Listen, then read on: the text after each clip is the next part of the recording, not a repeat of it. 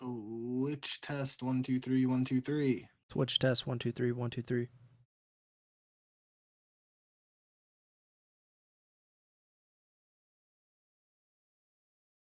I think we're good there. YouTube.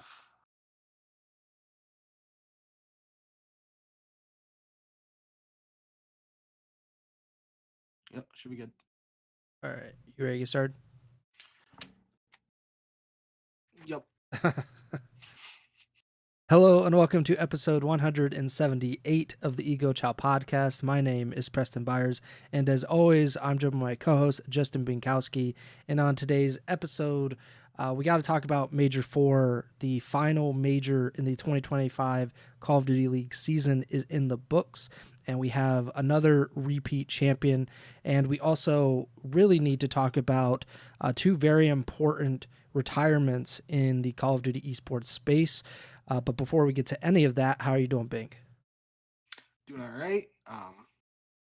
Obviously, as I said on the preview show, I didn't get to watch as much as the major as I would have hoped because I was at my cousin's wedding, hence this paraphernalia that I'm wearing right now, and I thought it would be funny to just wear at the start of the show. I'm definitely not wearing it for the whole show.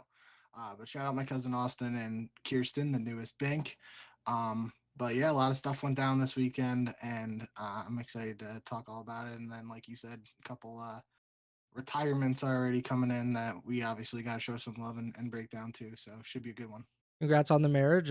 Obviously, for anybody just listening but not watching, Bink has a hat on that says the Binks with an airplane next to the, and he also had heart-shaped sunglasses with the Binks on the lenses. So I didn't know people gave out merch at their weddings, but maybe I need to go to more Binkowski weddings.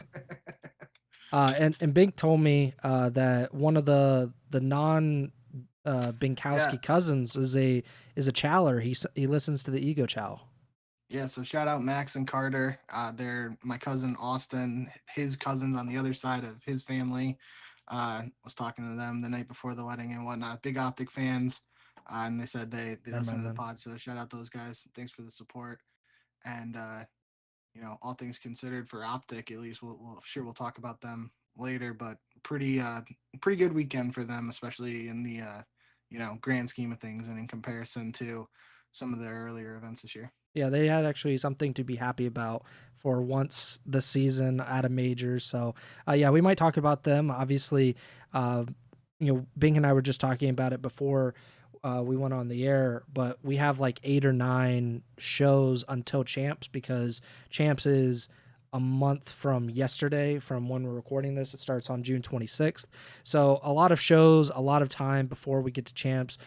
So we do need to probably space it out, and we have so much to talk about today that unless we were planning on like a 2.5 hour show, we probably do need to break it out into multiple shows to even complete this major.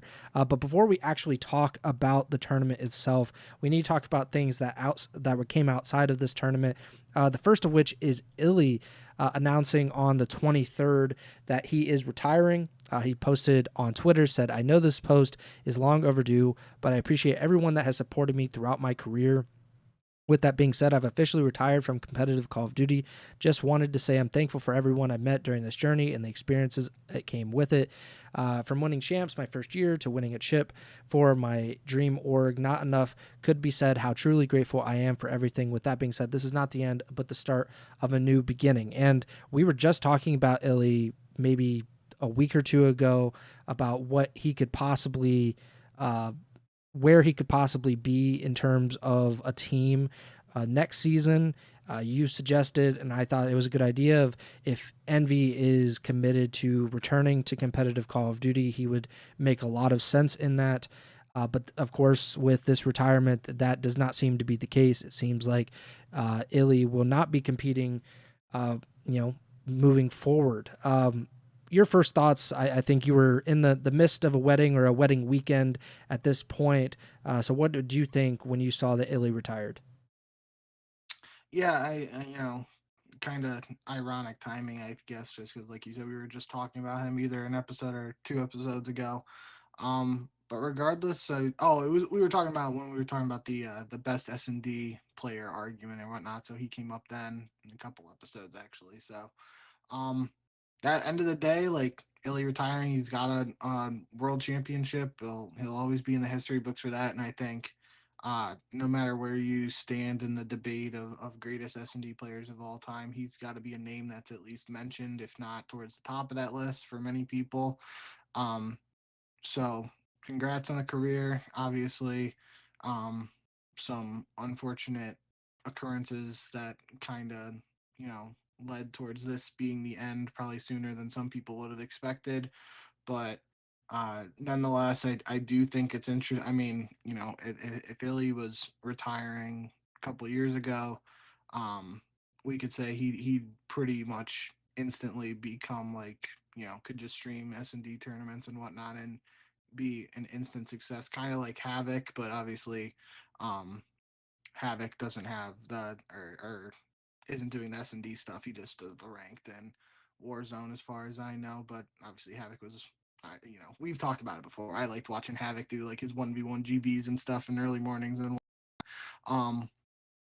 And I could see iLLeY doing something like that if that's the direction he goes in. I mean, he's a pretty funny guy. Would just be interested to see what the content would look like out of him. Um, he could also, you know, if a team wants to give him a chance, I could see him being like an S&D coach or I don't think he would be like a solo coach or a head coach for a team, but I could see him doing some S&D coaching if the opportunity arose. So uh, congrats on the career to iLLeY.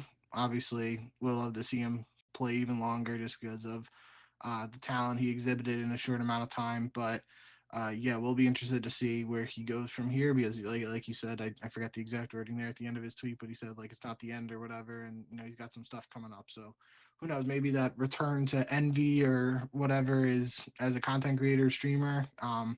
I could definitely see that. I guess technically you could even go back to OpTic as a content creator or streamer. So a lot of possibilities for him. We'll have to keep an eye out for what's next. I would say that it was a weird career for iLLeY. Of course, the end is probably going to be remembered like Yeah. quite a bit now, just because that was the last time that we saw him. And of course, if people don't know what we're talking about, I think we should just say like he was, you know, people were worried about like whether he was abusing Adderall or some kind of, you know, performance enhancing drug for at least Call of Duty. We wouldn't necessarily think about that in like, you know, traditional sports, even though I do think it is technically a PED in some of those other sports. I think baseball probably you'd probably want to be like that could be something you could do. But certainly in esports, it's a big deal, Call of Duty especially. And since that is the last time he hasn't played in over a year now, the last time he played was at the Seattle Surge. And I think that's going to be remembered, but he shouldn't just be remembered for that. I think that's a part of his story, but not the entire story. The fact that he won champs in his rookie year, that he was a part of that. I mean, he won the very first Call of Duty League championship with the Dallas Empire, that being his rookie year. He was, like you said, one of, if not the greatest S&D player. I know Crim6, was it? Or no, it was Slasher that said that he is the best and not iLLeY, but I think iLLeY has as good of an argument as anybody in terms of that. iLLeY also, before the, I guess it came into the CWL, was the age limit, the 18-year-old. You had to be 18 to compete, I believe. I think that was the CWL. Maybe that was a little bit before that. But either way, like, he kind of got screwed by that, as did several other players, where if there was no age requirement, I believe before that, it was like 13. You had to be, I think, 13 or 14 to compete at one of those MLG events. Either way, like, he would have been on a pro team well before his 18th birthday if he was allowed to. The same with Shotzi, same with Hook, same with Kenny. A lot of those guys that Temp as well, like, they just never really got the opportunity until they were 18. And by that time, like, you can say primes are different, right? Like some like professional athletes, their prime, I guess traditionally you think of like 26 to 30, something along those lines, like in football or basketball, where you're kind of already physically matured and you have the experience, and now like it's all about putting it all together. Whereas in esports, obviously the age is completely warped to around like 18 to like 23, right? Because I mean, we'll talk about it later, but Attach was the oldest or second oldest player in the league, and he's not even 30 years old. So that kind of gives you an idea of how weird the ages in esports can be. And I think iLLeY, his prime probably would have been like 16 years old to like 21, which is still like a really great 5-year run, but he did not get to enjoy most of that because he was prohibited from competing in these official events. And I think also what we need to talk about, or just at least mentioned, is that thumb injury that he suffered. I Yep. believe that was in Cold War, maybe Vanguard, where he had like, I forget exactly, like maybe a cyst on his thumb, and it made it very painful for him to play. OpTic were very competitive that year, and basically he didn't play for a month or two. At least, like I know they brought in ProLoot and they tried to figure out ways to kind of fill the gap. And then he came back at the end of the season. And it just didn't seem like he was himself. That the team was not themselves either.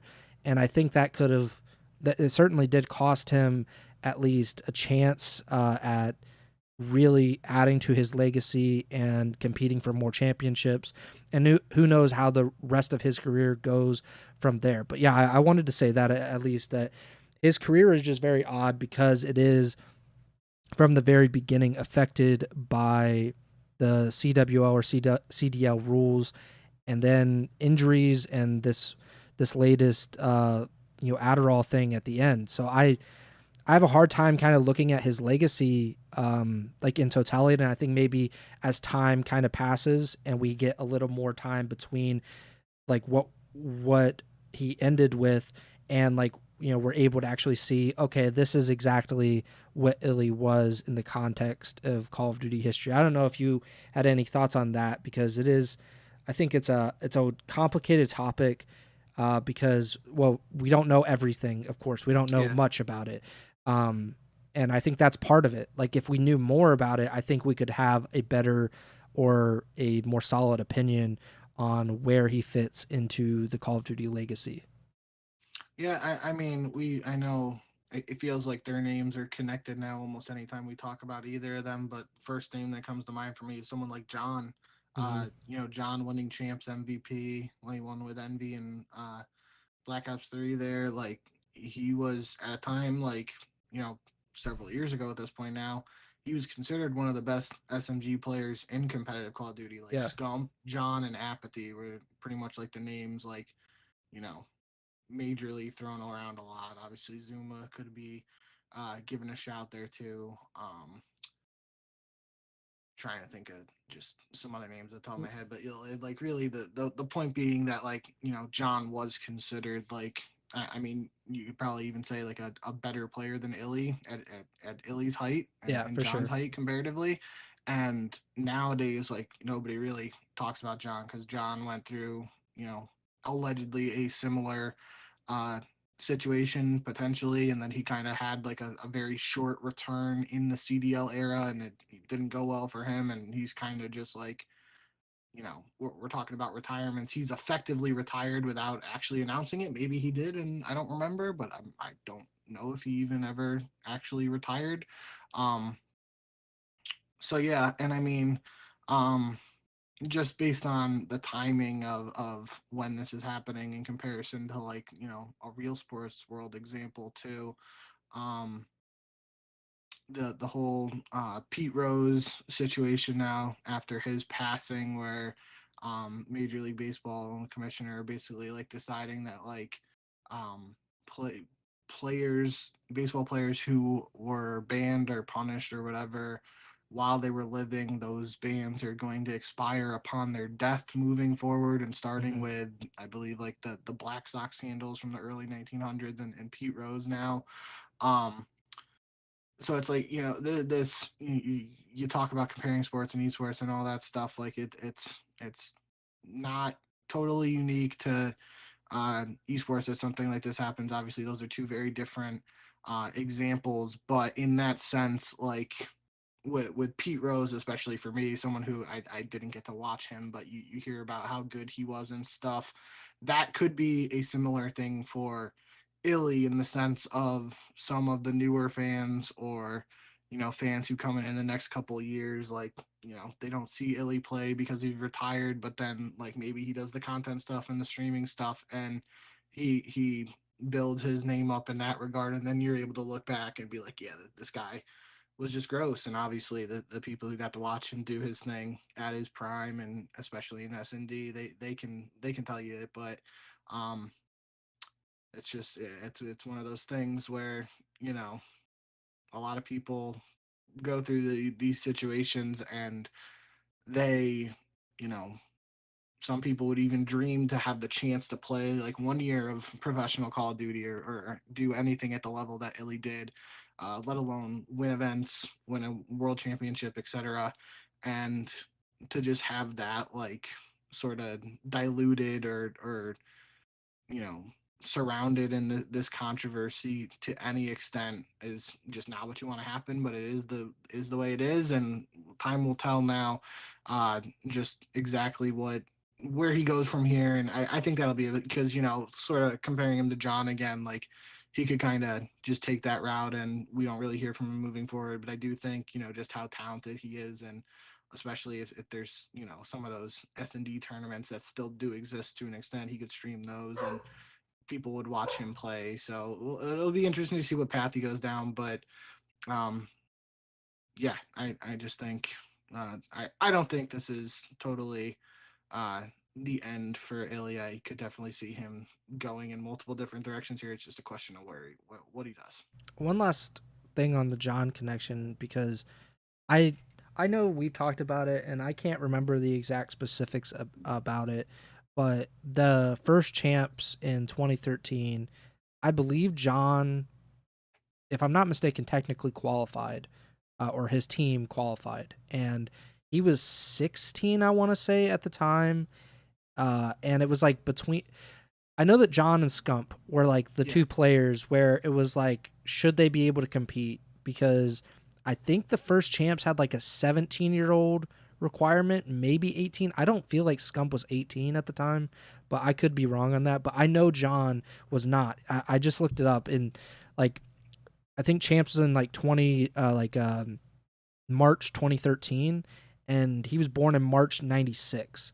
So he was at most 17 at the time. I don't think he was. I think that was the thing, is like he was. he wasn't Yeah, 17, and he wasn't able to compete. And like I said with iLLeY, I think there could be a lot of similarities drawn to that as well, because and I did see people bring this up on Twitter about like, should the CDL have an age requirement anymore, or should the age requirement be lowered? This is something that obviously professional sports have dealt with. The NBA used to let players come in directly from high school. LeBron James being a great example. I think Andrew Bynum is the youngest player in NBA history, and he was like 18 years old in like 6 days or something like that. And obviously, the current status quo for the CDL and COD esports, because it even extends into challengers as well, is you have to be 18 years old to compete in these official events. I would say that there is a good reason why you have that, right? You don't want, I'm sure part of it is like a gambling aspect, I would imagine, because that was kind of the argument for why game battles, for example, couldn't be, or wagers, excuse me, couldn't be played in like Connecticut, where you're from. Like for a long time, it was barred. And there's also the idea of like, we want these literal children who are 13, 14, 15 years old to maybe focus on things other than competing in Call of Duty events. I would argue that as long as they're able to do their schoolwork and able to focus on those things, and they certainly should, that comes first, they should be able to compete. I don't see the real reason why you would have a limit, like an arbitrary limit of like, okay, this kid is 17 years old and he's 17 and a half. So he's not able to compete in half a year when he's 18, when he's probably little to no different than he is right now. He will be able to compete in these events. I don't really kind of understand that point of view, and I think it has really done harm to some of these players who could have certainly benefited financially from this and probably could have helped their families and helped themselves by being able to play earlier. I kind of want to get your thoughts on, should the CDL or whatever version of Call of Duty esports comes after this, should that age requirement stay in place where you do have to be 18 years old to play? As far as I know, at least the original, like, I don't know if it was the announcement or what, but like at least the rumbling at the time of the age limit implementation was had to do with like the rating of Call of Duty being M for mature. And I think that's technically 17. So then, like, you draw the lines there. Why would it be the age limit be 18 instead of 17? I don't really remember exactly everything that happened at that time. And similar to what you were saying with, the Scump and John situation at Champs. Like, I know that was a thing. Aches talked about it when he was doing one of his like history lesson streams, like less than a month ago or around that time when he was doing his streams. Um, and like I knew it was a thing, but I don't know all the details around it. But regardless, I do think, like, from a legal standpoint, as long as like that's the actual reasoning behind the 18 age restriction being like the rating of the Call of Duty itself or whatever, as long as that's like somewhat a factor, I don't see that changing. If we do move to like an open system away from the CDL in the future and Activision, Microsoft aren't involved, maybe that would be the path towards um an age limit or whatever not being a part of Pro Call of Duty, because then, like, Activision wouldn't be like legally responsible for stuff like that. Again, I don't know all the details around it and whatnot, but yeah, long story short, I don't see that changing anytime soon, unless, like you said, like it would have to be a major shake up to the foundation and system of COD esports itself. And I don't know if that's happening anytime soon. Yeah, I don't think it changes. I think, one, the CDL and challengers have not been known to be the most like fan friendly or player friendly in the past. I don't think that they necessarily make these macro decisions uh and like think about the players or have the players in mind a lot of these times. So it probably won't change. I do think that it is a conversation that should be had, and a player like iLLeY, a player like John, they should be kind of at the center of it, like, and thinking about what happened to their careers, not like in a negative way or anything, but like, could it have been better? Could we have uh, created greater stories with them competing when they were younger than 18? And think about like someone like Nifty, who his career, Yeah. what, like his biggest moments in his career, at least his Call of Duty career, because I know he played CSGO afterwards, but in terms of Call of Duty, like if he was in this 18 plus era, that never happens. Like his greatest moments never happen in Call of Duty, and who knows how different his life would have been afterwards. So I think that's a pretty. I hope it happens. I hope we get a change. But yeah, like you, I do not expect it to come down. Another player that was pretty young. I don't know exactly how young he was when he started competing, but I know that he had Wasn't the. 18. Yeah, he certainly was not. He did He not was, he was on sound the 18. he was on the cursed youth team when he Oh did yeah, that. You can't wallbang that attach. yeah. Yeah, Tatch, also he announced this yesterday. So iLLeY announced it over the weekend or a little bit before the weekend. And Attach announced this yesterday on Memorial Day. Attach announced his retirement from Call of Duty. He just, I'll read out his Twitter post. After 11 years of professional Call of Duty, it's my time to hang the jersey up. The first moment I played this game, I instantly fell in love. Once I learned about game battles and competitive COD, it was my dream to become a professional player. The fact that I was able to live out my childhood dream and meet so many amazing people along the way will be something I cherish for life. Thank you to my parents for the support throughout the years, all my teammates, and especially the ones I was able to make history with. I will forever be grateful for all the organizations that let me represent them throughout the years, but especially FaZe and Rocker, where I spent the most time during my career. Most importantly, thank you to all of the Call of Duty fans for showing up year after year and supporting the competitive scene to make this dream a reality. Without you, none of this is possible. I had the honor of winning a world championship and earning multiple pieces of the pie throughout the years. Now I'm ready to take a leap of faith and embrace new challenges as I move into the next chapter of my journey. Thank you for everything, Attach.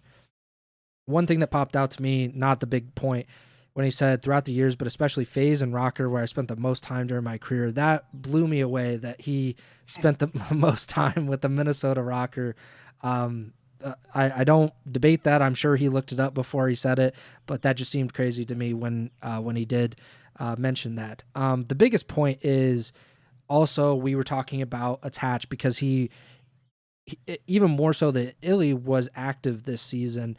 He was in the CDL. He signed with the C9 Cloud9 New York, and he was benched before these major 4 qualifiers. I think we were kind of thinking, okay, where does Attach go next?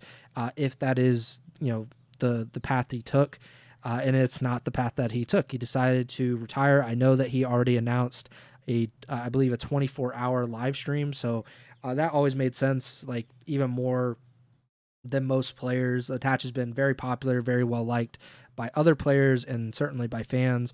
And it always made sense that he would go into streaming and content creation as more of a full-time endeavor after he retired. Your thoughts on Attach's retirement from competitive Call of Duty? Yeah, this is. I was trying to, the reason I mostly wanted to talk about it and combining iLLeY and Attach here at the start of this show was, as much as I said, like I could see iLLeY doing streaming going forward. I think that's even more of a natural fit for Attach. I could honestly see him do more content creation and YouTube like videos and stuff over streaming. I mean, obviously you can do both. Mm-hmm. But I just checked it. He's got 330,000 followers or subscribers on YouTube. And that's always been a huge talking point, especially for me on this show, but you even mentioned it over the years when we were trying to talk about like Attach potentially going to other teams and some of these other newer organizations and stuff entering the CDL. We always brought up how Attach you sign him or you want to build around him because he's not only a really good player, but he also brings that brand and the outside of the game stuff, especially in terms of the audience on YouTube and potentially Twitch if he keeps growing that. But yeah, I know, short trip down memory lane there with the wall bang spot in Ghosts. That was obviously one of the youngest highlights from him. But in saying that too, he was the one thing saw constantly on Twitter yesterday was the youngest kid to ever win COD champs, because I was back in AW when it was in the in March or middle of the season instead of the end of the year. And I remember the stories that we've heard now of him then like doing the pep rally at his high school or whatever in his high school, knowing that, and just I couldn't even imagine being an 18-year-old or senior year of high school and just won $1 million tournament. And that would have been crazy. And let alone he's out in California, so probably a bigger high school and whatnot. But yeah, I honestly, my initial reaction to reading his post in full was the exact same one that you just had in real time here. Stuck out to me when he was like, shout out FaZe and Rocker. Like FaZe is a no shit, but then Rocker, I was like, he really spent the most time. And then you look it up, like he's basically on Rocker for like 2-3 years. So kind of weird, but definitely was his longest tenured team in the CDL era, which just didn't seem right to me, but I guess it makes sense. But yeah, Attach, another really good player. Another moment that will live in COD history. I saw the clip. I might have saw it today actually too, when he does the round 11 1v3 against OpTic in World War II, where he runs through the artillery barrage or whatever, and literally like, you know, the way that streak worked in MW or in World War II. I can't remember if I said MW2 or World War II at the start, but World War II, the way that streak works was kind of random, like where the bombardments were dropping, whatever. So he's literally flipping a coin by doing that play, and he just like YOLO sends it through, and he very easily could have just killed himself with the streak, and then that's a clip that nobody ever thinks about again. But because he runs through it, gets a two-piece in the back, and then a 1v1 versus Chem 6 after that, like, and FaZe wins that map, and they win the whole tournament. I think it was like the stage 2 playoffs or something in World War II. I don't remember the tournament, but it was one of those playoff events for like the pro league. Could sit here all day and talk about individual moments and stuff from Attach over the years, but he was just always a really good guy. As somebody who was regularly competing at a time when we were attending events for uh, work and whatnot. Like he was one of those players, at least in my experience, who was super easy to talk to. He was always willing to do an interview, and it wasn't one of those players who was like pulling teeth to try and get an answer from. Like he's just a really really likable kid, and he was great to talk to, great player on the map, and I think he's like you know he's in a really good spot now moving forward in terms of like setting himself up. We've talked about this um numerous times over the years really on the podcast, where other players like they end up retiring, and they don't have like that YouTube or the streaming stuff to fall back on because they focused on competing at the time. But obviously Attach, like you said, one of those older players at this point now, kind of from that last generation in terms of doing the vlogs and stuff back in the day, building up that audience. And I this should be a very natural fit for him to do content creation and streaming. I could very easily see him also becoming a part of the flank if that is an option, just because of that, the duo and the friendship he built with Zuma when he was playing in all those years. I could he would be like a seamless addition to the flank. Or he could do his own thing. He had a podcast. It was like the Attachments. That might be what he calls his subscribers. He was doing some podcast stuff too on his YouTube at one point. But yeah, regardless, I think I could also see maybe like FaZe. I guess OpTic is always an option realistically, but obviously Yeah. due to his history, I could see him doing like content stuff for FaZe. So he's definitely a guy I'm not worried about what comes next for him. He's set himself up nicely, all things considered. I do think these last couple of years were probably a little tough just in terms of like placements and the teams he was Mhm. on, and lack of success, especially compared to some of his previous seasons. But a lot of things that people will remember Attached for: being a winner, being a good teammate, being just a good guy and easy to talk to, all that stuff. So um, yeah, wishing Attach the best going forward. Excited to see what he does next. And I think big picture, like you kind of said at the start, like he really is one of those last players from like the pre CWL era, or like however you want to phrase Like it, the like MLG the era. sure, like it's basically Slasher and TJ now. Mhm. You can maybe lump Fellow in because Fellow was kind of coming up at that point, but even someone like Arcides, has got to be one of the older players in the league now. He came up in IW, so um, those number of guys who were around when you and I were, much younger, and just falling in love with competitive Call of Duty. That number of players still remaining to this day is dwindling. Yeah, I think we talked about it earlier this season that uh, I think I asked you like who is the oldest or second oldest player in the league, and I want to say that Slasher is the oldest, if I'm not Yeah, mistaken, which would make sense, because he's been around just as long as Attached, maybe a little bit longer, and he. I think he even went to college, and then yep. he's like one of those rare Call of Duty graduates as well.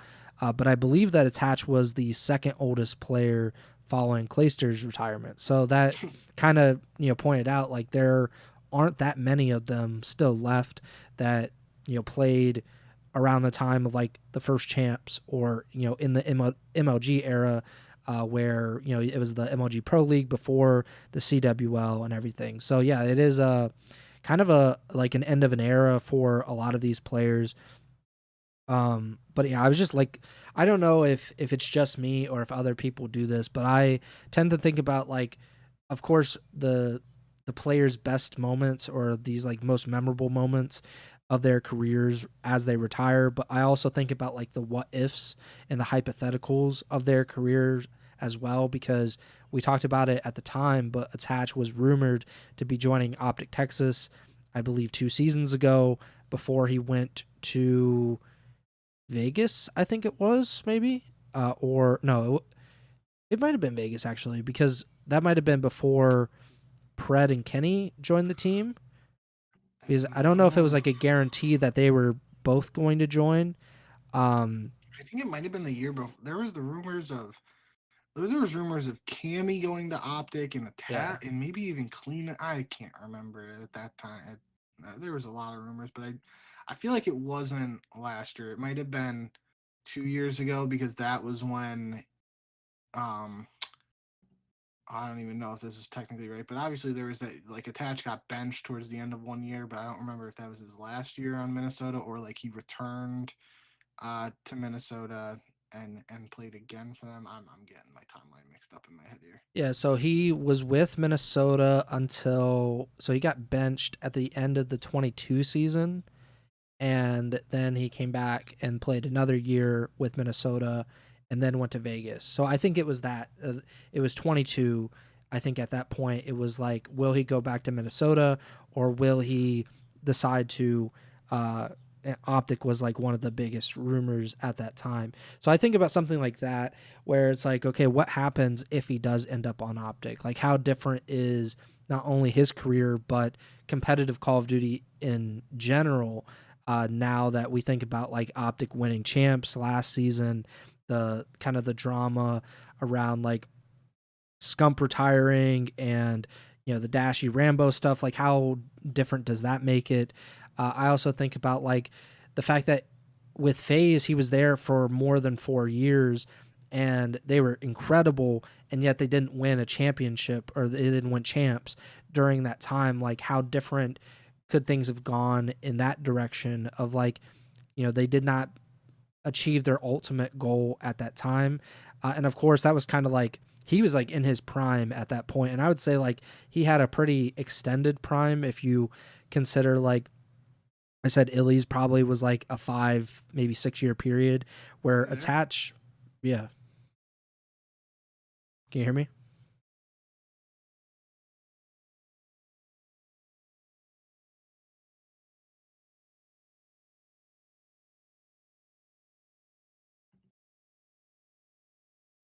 Did I lose internet?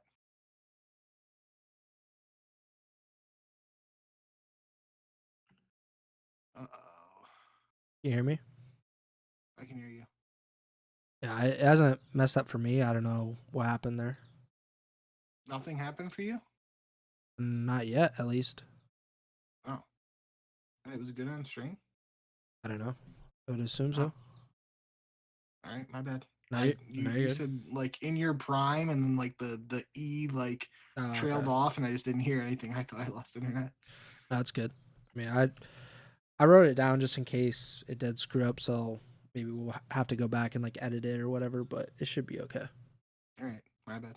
No, you're good. I was saying about like Attach, like if FaZe had been able to win those championships or win a champs during their run with Clay and everything, because Clay, immediately after, or I guess not immediately, that's overvaluing it, but Clay after leaving FaZe won champs twice actually, and had a ton of success with E United.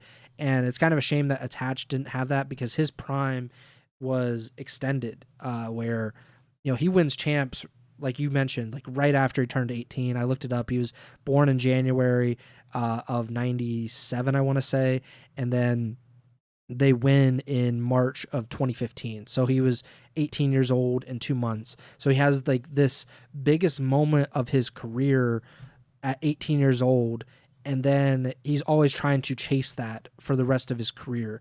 And I think that's a really interesting idea, really. And it's, honestly very similar to iLLeY. He wins it. I don't know if he's 18 or 19, but that was his rookie year, the first year he was allowed to compete in the CDL, and he wins it. And then it's all about trying to chase that again and trying to have that moment at least one more time.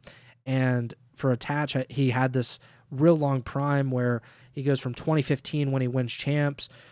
He's with FaZe until 2019, I believe, the end of the 2019 season.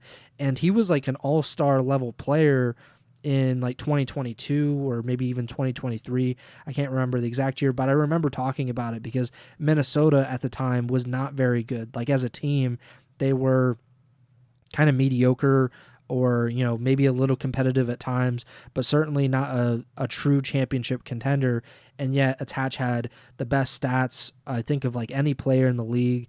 It was thought of like he is one of the best players in the league, and that he is by far the best player on that team. So I think it's really impressive that he was able to have this kind of career, and have the success that he did for as long as he did, because he even won a major with Minnesota, of course, the Minnesota Miracle, which is another great moment, an iconic moment in Call of Duty history that probably would never happen again if I had to imagine, the way that it happened. Especially that was a best of 9, I want to say, series.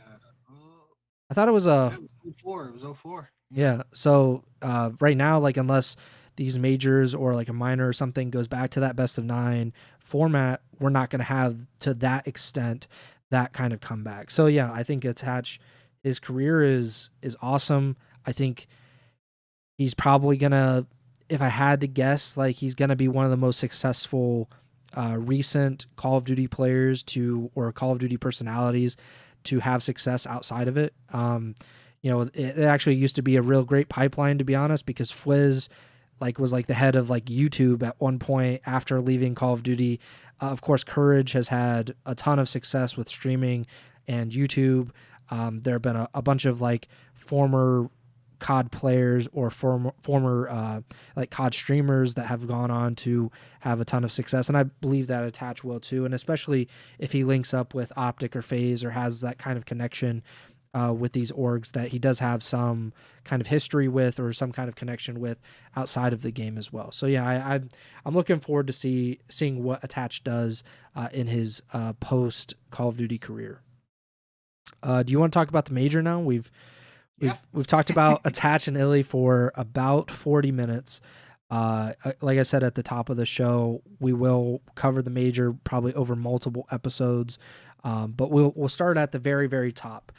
The Los Angeles Thieves, a team that we knew coming in, they were one of the 3 favorites to win this event. You went with FaZe as your team to win this event, but you knew that it might be, or was it the opposite? I hedged my bet in the pick'em.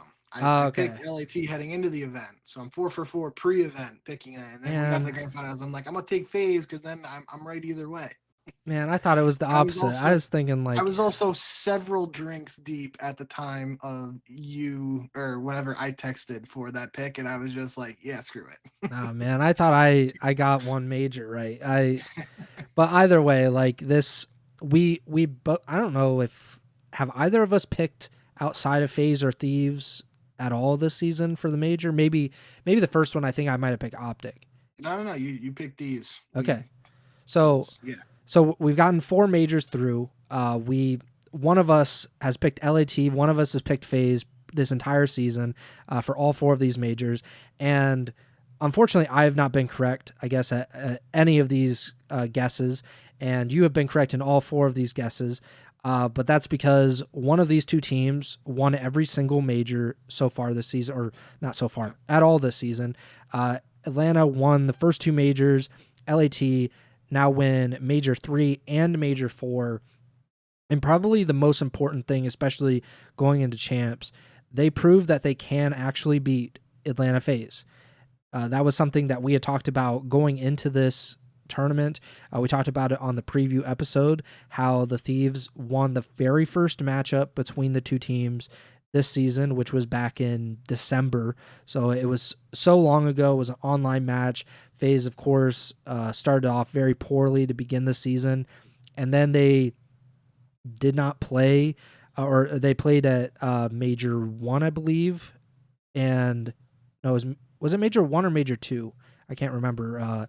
Atlanta and Major LAT. one. So Major 1, they have the classic best of 7 series. Atlanta Yeah. wins, and they don't really play for a while. I think it was over 3 months they went without playing each other. They played the most recent qualifiers. LAT loses that matchup, and I think that is where a lot of the doubt, if you think, okay, LAT's not going to win, the doubt comes from, are they going to be able to beat FaZe when it matters? Granted, it took a weird route. I did not expect this route for the Thieves and how they did it, where they have to drop down to the losers bracket and win 3 straight matches to even get a chance to play Atlanta FaZe. But they do that, and they beat FaZe 4-2 in the best of 7 grand finals, which was a little dicey because when FaZe LAT wins those first 2 maps, and you're like, oh man, like they're heating up. They have so much momentum going into this, and then FaZe wins the next 2 maps, ties the series up. It basically becomes a best 2 out of 4 or whatever, and or best 2 out of 3. And I'm thinking, okay, FaZe has got this now. Like, LAT, they kind of blow this lead. FaZe is FaZe. We've seen this multiple times over multiple years. They're just going to win this. And LAT buckled up, and they win the final 2 maps of the series. They win their second major of the season. One of the big points that obviously is not like the biggest or whatever, but to me it seems significant. They become the first team in CDL history, aside from Atlanta FaZe, to finish the regular season with the number 1 seed. And they do it by beating FaZe in the grand finals of a LAN event. All of that seems significant to me. How significant of a win is this for LA Thieves, especially heading into the biggest event of the year? Yeah, I mean, it's massive. I'm gonna avoid speaking too much in terms of the specifics of the games and the series, especially on Sunday because I didn't really get to watch any of those outside of like the clips I saw on Twitter and stuff at the end of certain maps here and there. Um, but big picture stuff like you said. Now, FaZe with 2 championships, these with 2 championships. I spoke about it on the preview show. Is that sets up the champs as essentially like winner take all. If either of those teams wins champs, and obviously there's EWC after it, so that's a little weird in terms of this narrative at least. But like in the eyes of a lot of people, I feel whoever wins champs, if it is FaZe or if it is LAT, that they will be looked at as the best team in Black Ops 6 for the 2025 CDL season.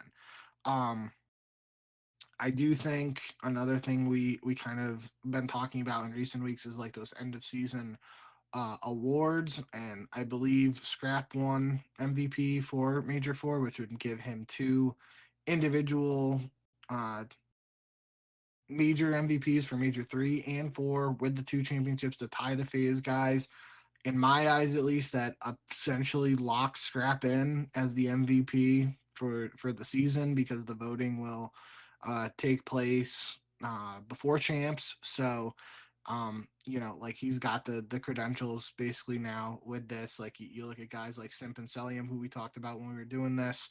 He has the same number of championships as them, but he has an additional tournament MVP for this season. So, that's big in that regard. And Scrap will, if he does win MVP, will probably give a pretty legendary interview where he basically just tells everyone exactly what he thinks they can do and where they should go, and maybe some birds are flying and whatnot. But yeah, in all seriousness, I think um, this win by LAT sets up the best narrative in terms of like trying to claim who the best team of the season will be, because like let's just say FaZe won this event, they would have 3 titles, and LAT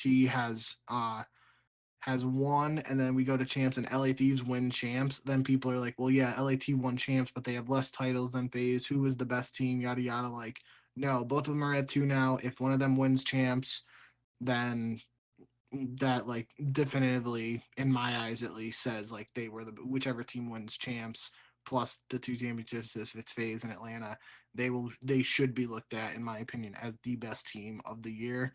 Um, so yeah, but I do think, just looking at like the scores here for the grand finals in particular, kind of, you wrote it down here. LAT went 2-0 in the S&Ds.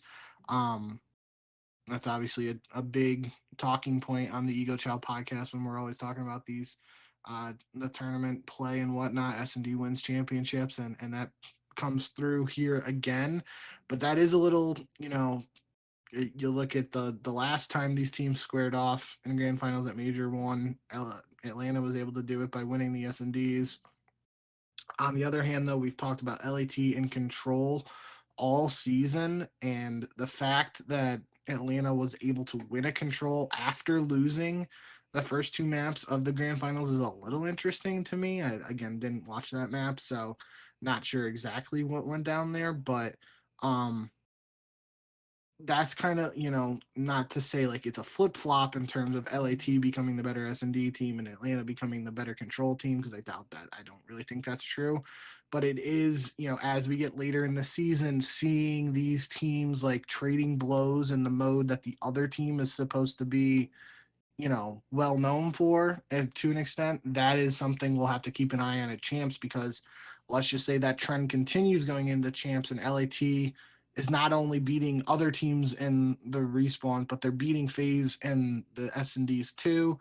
Does that set them up to win it all? Conversely, if Atlanta, who we know are a good search team, is able to look really strong in the hard points and take respawns off of Atlanta, or off of LAT, does that set Atlanta up to, clinch champs? So, um, really, all things considered here, from a very like big picture narrative breakdown, at least, I do think this result at Major 4 sets us up for a very meaningful champs. Obviously, champs is meaningful on its own, but just in terms of answering that question that, I feel like a lot of community people like to debate and whatnot over the years, and I know we talk about it um, over the years too, and just in answering that question of who is the best team in X year, we should get that answer based on at the end of champs. And I guess technically, let's just say LAT wins champs, FaZe wins EWC again.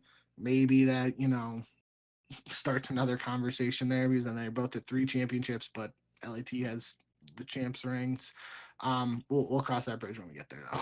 Entering this event, LAT were 1-4 against FaZe this season. In S&D, they were 3-6. Granted, they did win a game 5. I think they won that. Maybe they won that S&D as well in that first series of the year. So at least 1, maybe 2 of those S&D wins came from 6 months ago now. But I think it's interesting to see what maps that they won or lost in those matches, and then what they decided to go with in this grand finals. Because so red card was the common one, at least in S&D. They win the red card S&D in this grand finals, and they were 1-1 against FaZe on red card S&D in those previous 5 matches. That was the only S&D map that they had an even or winning record on against FaZe, which I think is pretty interesting. They were 0-1 on Dealership, 1-2 on Skyline, 1-2 on Vault.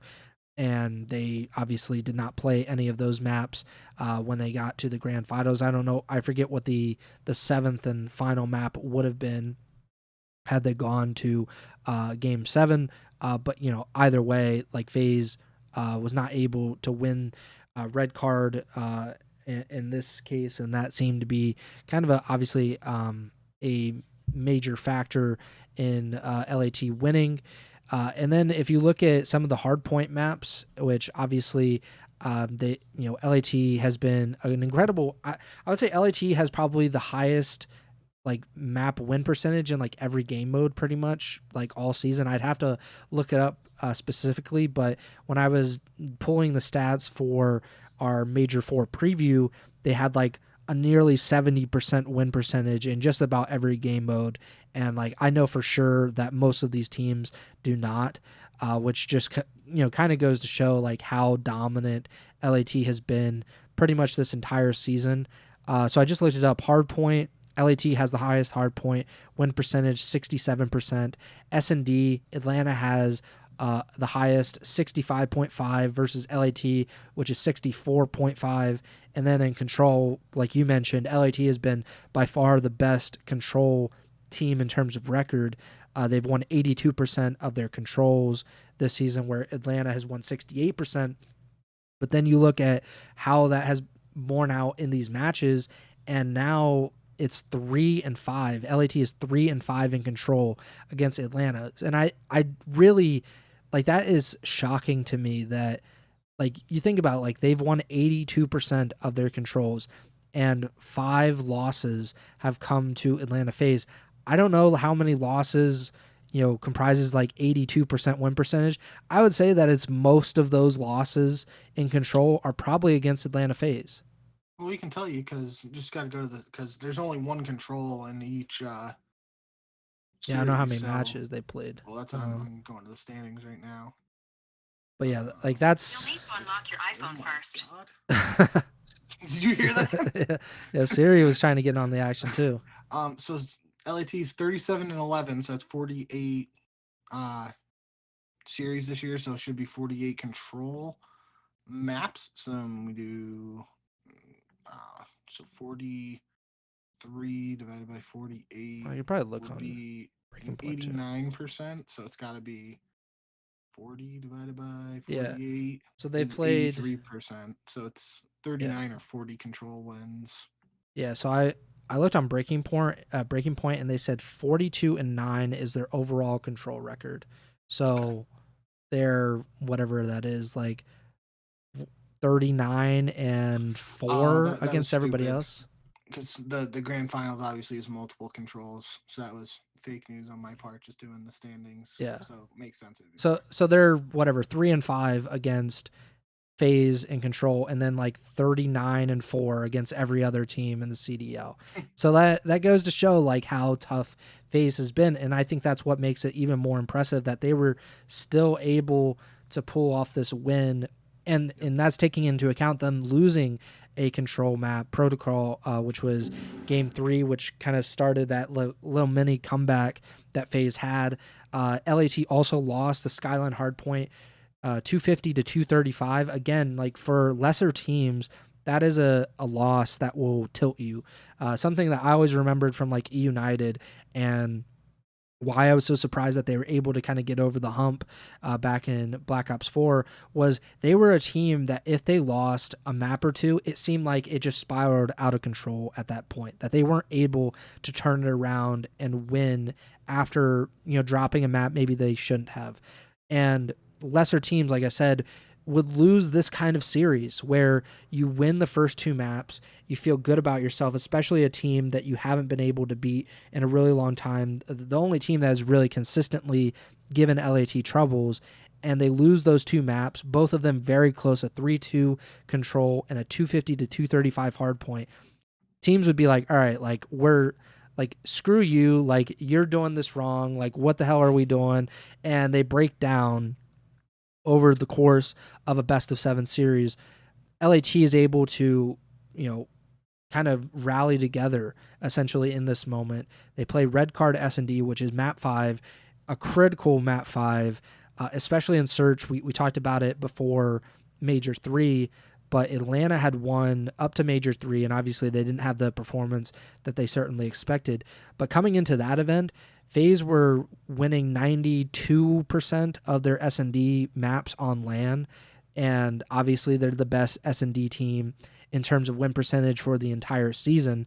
So that gives you an idea of like, okay, they really need to win this map, and LAT wins 6-3, and they're able to kind of, whatever maybe doubts were maybe I don't know, maybe they were never creeping in for this kind of team, but all that momentum that FaZe had built up through those final second wins in maps 3 and 4 kind of disappear, and LAT just win 3-0 Hacienda Control in Game 6 to win the major and to kind of get rid of that narrative that they can't beat FaZe.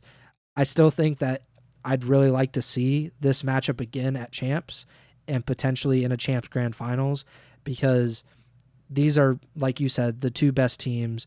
There is no other debate about who is the best team in 2025 in Black Ops 6. These are the two best. Regardless of what happens at Champs, if either of these two teams or both of them just flame out, like, it does not matter. These are the two best, and we should recognize that before we get to this event, where I think a lot of times Champs will dictate almost like, after the fact. People will say, well, this team was the best because they won Champs, and that's just not how it works. Like, a lot of these teams will have pretty dominant runs over a 5 to 6 month period, and then at the biggest event of the year, they just don't have it. I mean, OpTic was the biggest example of this for a long time, where the dynasty was made through those lesser events. Like, they weren't able to get it done at Champs for years and years, and that was always the knock on them, is like, yeah, you can win like a MLG Anaheim, or you can win at these big events, but until you get to Champs, and then it kind of all falls apart. We'll see what happens, obviously, at Champs with these two teams. Again, I would love to see them match up for, I believe, a 6th time, maybe even a 7th time. I'm cool with them, playing in like winners finals, and then it being, running it back at grand finals. But I guess you kind of mentioned it, but is Scrap definitively your MVP now that he's won back-to-back major? I guess is that a finals MVP, or did they just give it for the entire tournament? Tournament MVP, I'm pretty sure. I think the only one they do finals for is Champs. Yeah. So is he definitively MVP in your mind now? I think he has to be. I mean, I said beforehand Celium would be, and I would have to look at the actual individual statistics and the KDs, but I'm pretty sure both of them are like top 5 in KD, so I don't think the difference would be that big enough to the point where I would say like Celium has an edge over Scrap. But Celium and Scrap both have 2 championships. Scrap's got 2 tournament MVPs this year. Celium has 1. So I feel like the accolades just, you give it to Scrap. And the other, I don't know if I said it this time, but the recency of Scrap's performances and LAT's championships in comparison to FaZe winning earlier in the year, that could sway voters into, leaning towards Scrap and LA Thieves over someone from FaZe. So yeah, if I was voting today without actually looking at the KDs and whatnot, I feel like it's got to go to Scrap at this point. And it should be really noted that they did not have a usual path for major grand finals champions. They win, against Vancouver Surge, 3-0 sweep of Vancouver, and we'll probably talk about them in the next episode because that was just like ridiculous. So LAT wins that first round matchup. They play Miami in the winner semis. We both pick LAT, of course, because LAT, you won Major 3. They look really good. At that time, it was like, all right, like, we still think Vancouver is kind of on the up and up, and LAT just smoked them. Miami beats them in Game 5. I don't know if it had anything to do with it, but after Game 5, you get the Super and Scrap altercation. We haven't seen an altercation like this in a while. God bless Scrap. Like, he is just like a magnet for this kind of stuff. So they have this on stage altercation, get face to face. Then LAT go on this loser bracket run. They beat Toronto. They beat OpTic. They beat Miami. They 3-0 Miami. And then the whole gang pretty much gets up and, basically shake hands with Super. And I thought that was really funny that like the whole team was right there to kind of let Super know a little bit, like, maybe sit back down. And then they get into the grand finals, of course, and they win and they beat Atlanta FaZe. What do you think about LAT's run in general? That loss to Miami was baffling. I could not believe that they lost it. especially in a game 5. Like going to game 5, even with how great Miami has been in search and destroy, I just kind of expected it to happen for LAT, and especially because LAT had won 6-2 in that first S&D in the series. So I was like, oh, okay, like, whatever. Like, it is surprising that Miami was able to take 2 hard points or whatever, but I still believed because LAT was able to win that first search that they would just do it again in the second. What did you think about their run in total?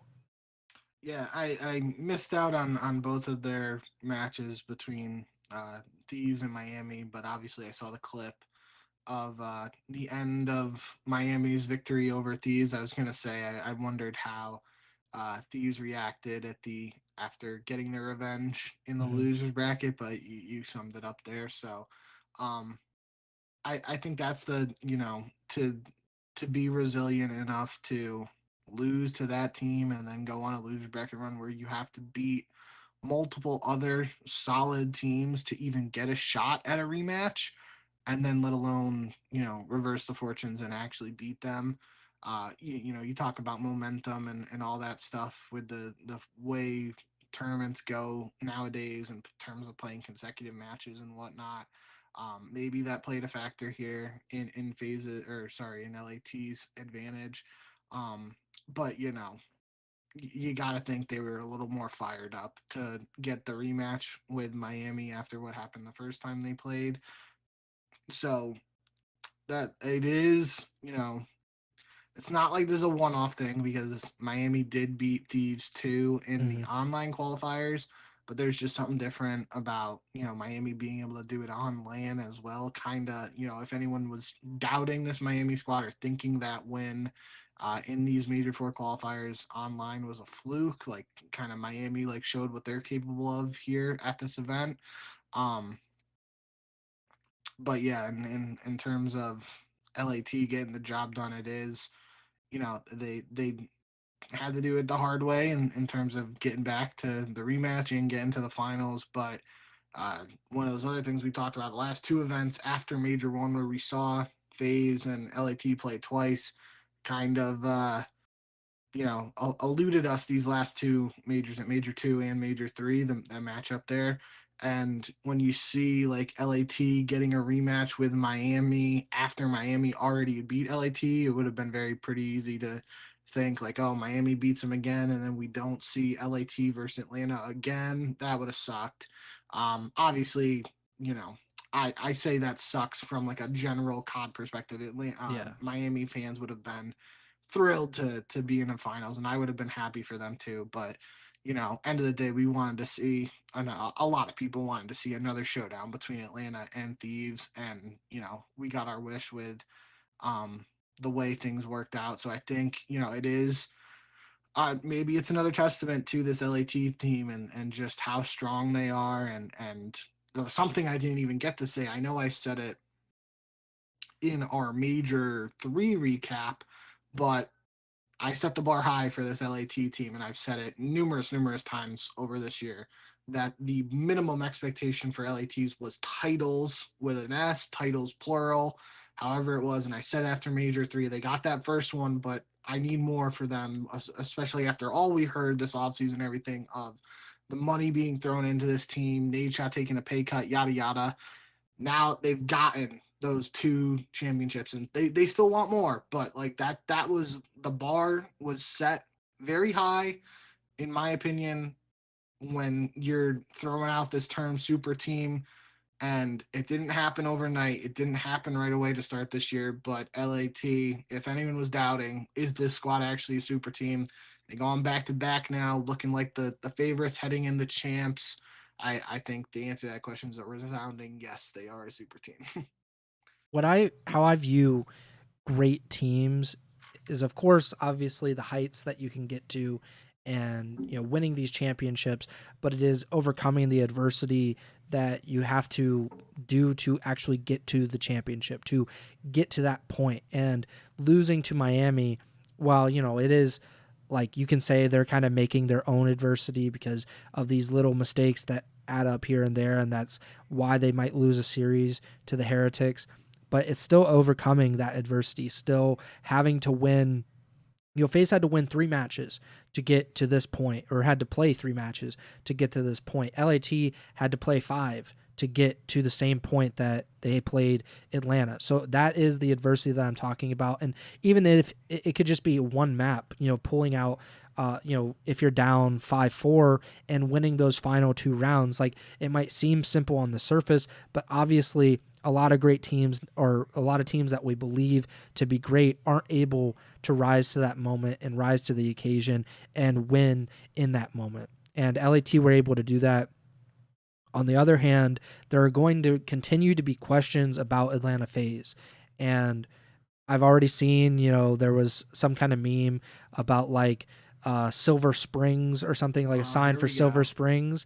And there was like, how did they already get a sign up for Atlanta FaZe? So there are going to be those questions. And it's because Atlanta, for, I don't know how many times they've done it, but obviously they have made a habit of making it to Championship Sunday. Again, what I would consider to be an accomplishment and an achievement by itself.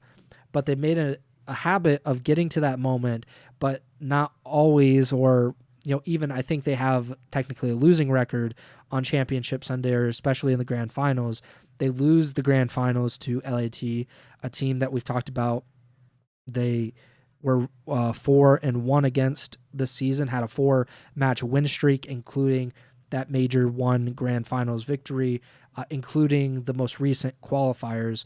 So where does FaZe go from here? Obviously, now the focus goes entirely on champs, but what do you make of this Silver Surfer argument, or this moniker that has now come up again despite winning those first 2 majors, despite having won EWC?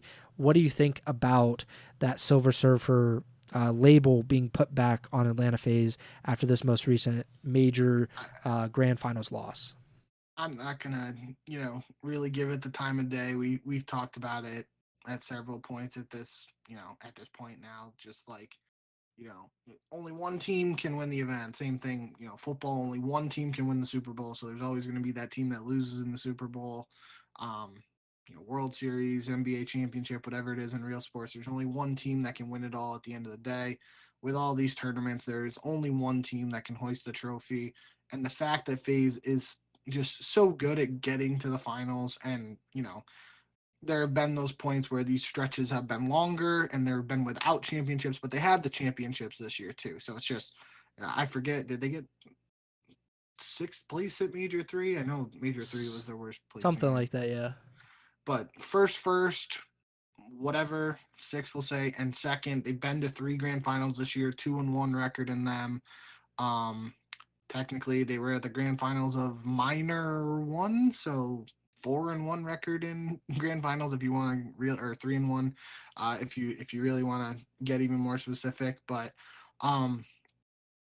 yeah, I just think, kind of touched on it earlier with like the way the series broke down in the grand finals. At least the fact that Thieves was winning the searches raised an eyebrow for me.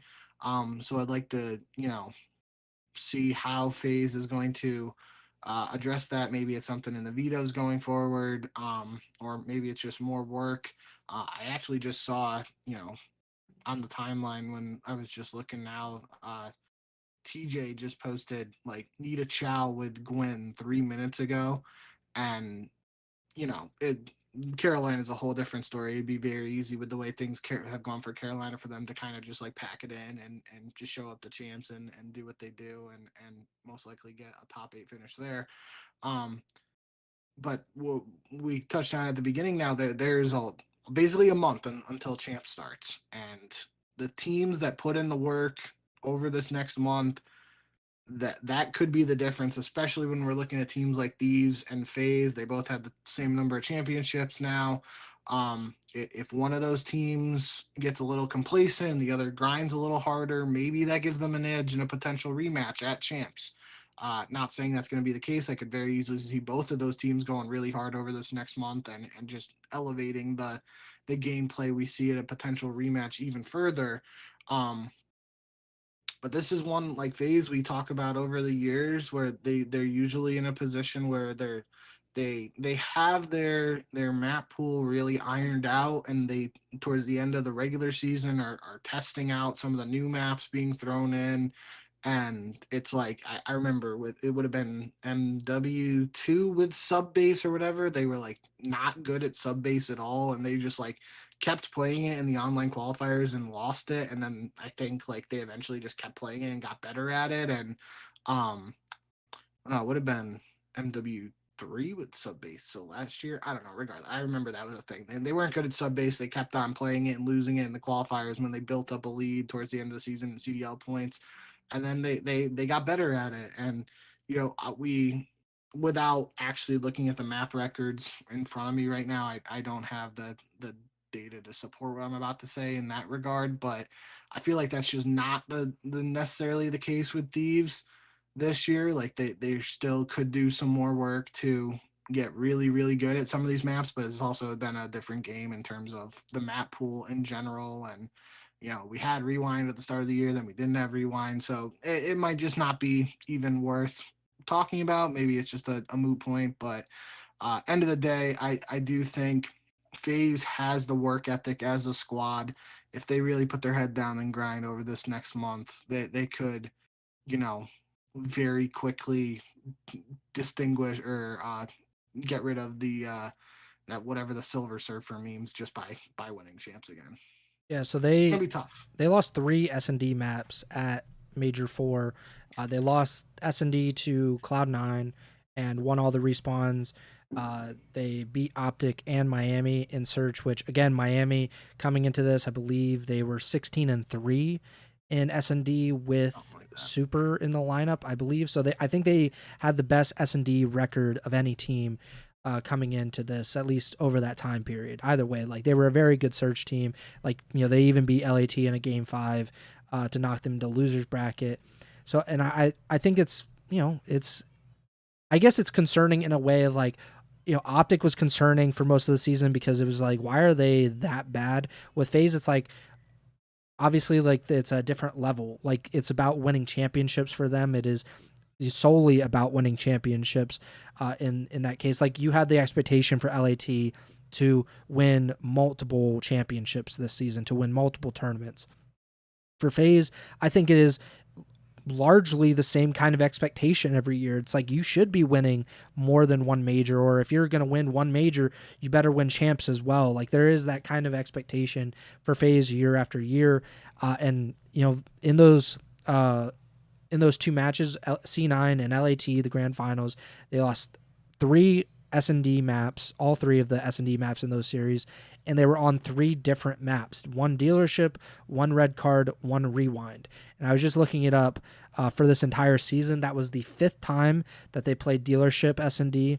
That was the 16th or the 15th time that they played rewind, I believe, or excuse me, the 15th time they played red card, and then the 4th time that they played rewind. So I think that's interesting. I'm sure it's the vetoes and just how it goes with LAT. LAT is not going to give them like a map like Protocol, for example, like 11-4. That's their best game or best map by far. Or even like they've been pretty good on some of these other maps as well. But like LAT is not going to give FaZe like these gimme maps, especially in Search. But I think it's interesting that they don't have a lot of experience with these 2 maps in particular, dealership and rewind.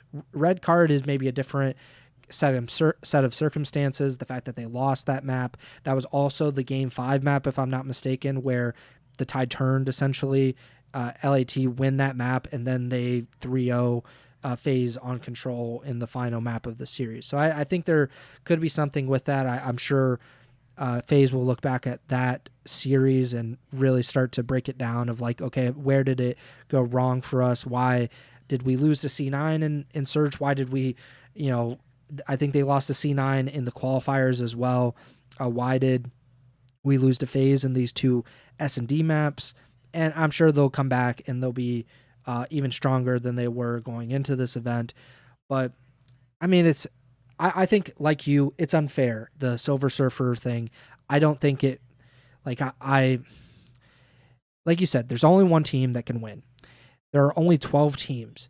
these teams are, by and large, especially at the top, very concentrated in terms of talent. The fact that OpTic Texas struggled so much this season was a shocker because they had so much talent on that team that it seemed almost implausible that they couldn't win matches and in some cases couldn't win maps. For FaZe, it seems very plausible that a team like LAT, who we considered to be probably the most talented team on paper coming into this season, it's pretty plausible that they would lose in a best of 7 series to that kind of team. I think it was much more disappointing and much more of a shock that they ended up getting top 6 at Major 3, but teams have those events from now and there. Like even LAT did not perform up to their standard at Major 2, if I'm not mistaken.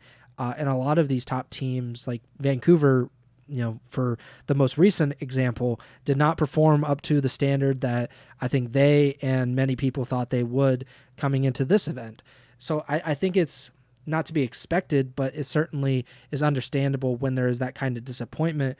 It's when they get to the grand finals or they get to Championship Sunday and they're not able to deliver. I think that kind of the focus on that is so weird to me, because if we're talking about traditional sports, if a team gets to the Super Bowl or they get to the conference finals or whatever it is, like a step away, and they lose, but they win sometimes too. Like it's not like they go like 0-10 or whatever. It's sometimes like they go 4-6 or they go 5-5.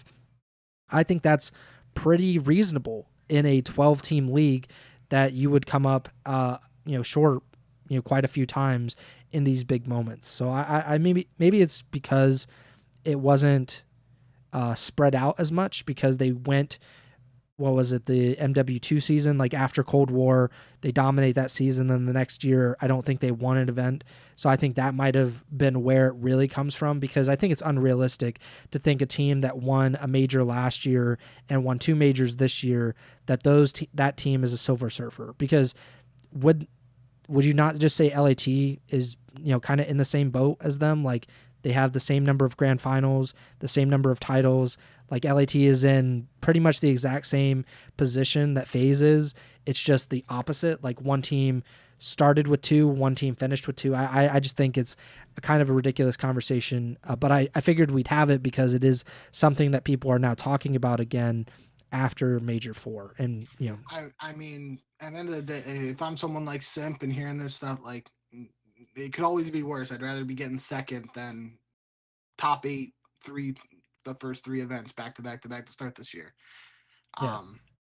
Or God forbid, top 12, like a team like Vancouver. That's literally like Vancouver Silver Surfer. They've got 2 grand finals appearances this year, 0-4 map count in both grand finals, and then a crazy, just out of nowhere top 12 finish at this event. Like, could be worse. Yeah, they're not like an Iron Surfer. They're at the very bottom, getting rusty with a bunch of those. I was about to say with like a team like Vegas, but they can't even say that now. So, but yeah, I think that's probably where we should leave it. Obviously, we're almost an hour and a half in, and we've only talked about 2 teams. So we will talk about most likely Miami and OpTic, maybe even Vancouver. I do want to get to them sooner rather than later, because I think the longer that we go without talking about them, the less like it'll feel, I'll feel less strongly about it, I should say. So I think we'll talk about a few teams on the next show. Obviously, if anything comes up before then, we will talk about, I don't know if roster changes will happen, if maybe some guys will get released or whatever, but we will talk about it at that point. Before we get out of here, though, I should mention the Pick'em, because we're kind of like Ego Chall LAT FaZe, to be honest. I think you started off pretty well this season. I caught up a little bit. I gained a little bit of a lead late in the season, and you've caught up to me now. You went 14-4 at Major 4 in the Pick'em. I went 13-5. There was a 1 match difference coming into the event. So we're both 158 and 80 going into champs. So champs will decide. Yeah. So, we are the 2 best Ego Chall Pick'em people this season. Whoever wins champs will officially be the best. Damn, it's crazy. Trem still has a 0% success rate in Ego Chall Pick'em. I know, that's crazy. He's the less said about him, the better, I think, at this point. I um, do real quick before we get out of here. We'll obviously talk about this more, in the lead up to champs. But I do want to say like the champs race has concluded, and the 8 teams that will be at champs this year: LAT one seed, FaZe 2 seed, Toronto 3 seed, Vancouver 4 seed, Miami fifth, Carolina sixth, OpTic seventh, and Boston eighth. I think that's the biggest thing. Just Boston struggling at Major Four, and OpTic did enough to jump them. And we'll talk about it when we're talking about some of these other teams. The way Minnesota played at this event, it got to the point where, like, if Minnesota was going to go on this miracle run to make it the champs, it wasn't going to be at the expense of OpTic. It potentially was going to be at the expense of Boston. I thought that was kind of interesting. But yeah, just wanted to set the stage there. We're going to talk plenty about champs and all that, but based on the teams I just read and all that, you can work out. They've already posted the bracket for champs for the first round. So, 1 plays 8, 2 plays 7, yeah. 3 plays 6, 4 plays 5. You can work all that out. We'll talk about it more over this week's, but I just wanted to set the base level there and say I did think at a very surface level it was interesting that Minnesota made it a little close towards the end, but it wasn't going to be at the expense of OpTic. It potentially could have been at Boston, and I thought that was an interesting wrinkle in all this. Yeah, I mean, OpTic, they jump into 7th, and then it's like maybe we should have stayed in 8th, because I think at least the trend that they've had with Atlanta FaZe is not very positive and not very encouraging. I would feel a little bit better with just less fewer matches to deal with, or fewer losses to deal with LAT, but either way it was going to be a tough road ahead for them. I wonder if Boston's obviously they don't feel good or anything, but Atlanta FaZe has pretty much crushed them most of the times that they played them. And at least Boston's well, we beat LAT on LAN already this season, so that's something to feel pretty good about going into a tough matchup for them. But yeah, we'll talk about more with the champ stuff. Like I said at the beginning of the show, it's a month away when champs starts. So we have, almost half a dozen or more shows before then, before champ starts. We're going to talk about this major probably over the next week or so.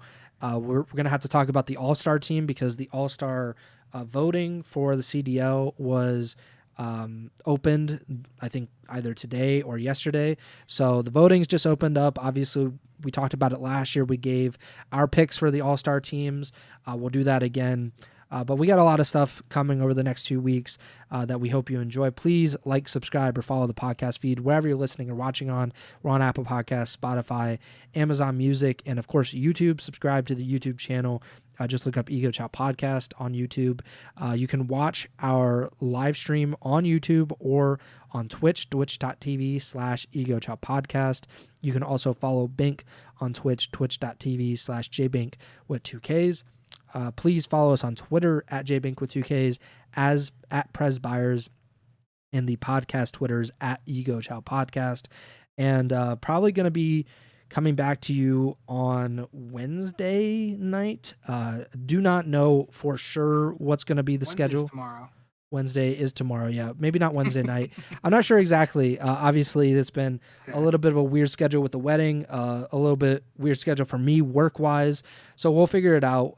I would recommend, if you're unsure of when it's going to be, because we are technically unsure of when it's going to be, you should just subscribe to the podcast or to the YouTube channel or one of the podcast feeds. And then whenever it pops up, that's when you can listen or watch it. So that's how I would kind of treat it. But we will definitely have another show before the end of the week. We will talk about more of this major and whatever's happening in the Call of Duty esports space.